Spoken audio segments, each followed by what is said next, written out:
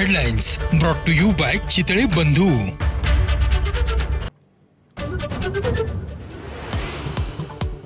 आगामी मुंबई महापालिका निवडणुकीमध्ये भाजप 40% तरुणांना तिकीट देणार। यूथ कनेक्ट कार्यक्रमात मुख्यमंत्री फडणवीसांची घोषणा। तरुणांना राजकारणात येण्याचे आवाहन। कोल्हापुरात तामगाव ग्रामस्थांचं विमानतळाशेजारील रस्ता खुला करण्याच्या मागणीसाठी आंदोलन। आंदोलनावेळी पोलिसांसोबत जोरदार बाचाबाची।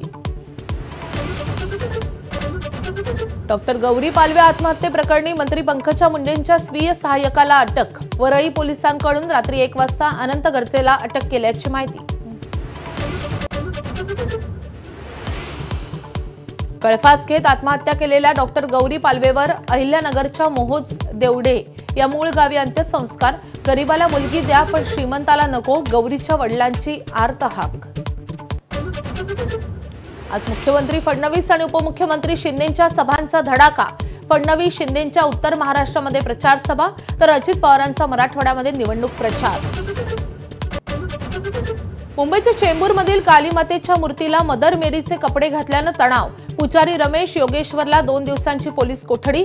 धर्मांतरणाचा डाव असल्याचा हिंदुत्ववादी संघटनांचा आरोप। अयोध्येत राम मंदिरावरील ध्वजारोहण सोहळ्याची जय्यत तयारी। शिखरावर फडकवण्यात येणारा भव्य ध्वज मंदिर परिसरात, संपूर्ण शहरामध्ये विद्युत रोषणाई। न्यायमूर्ती सूर्यकांत देशाचे 53वे सरन्यायाधीश म्हणून विराजमान। द्रौपदी मुर्मूंनी दिली पद आणि गोपनीयतेची शपथ।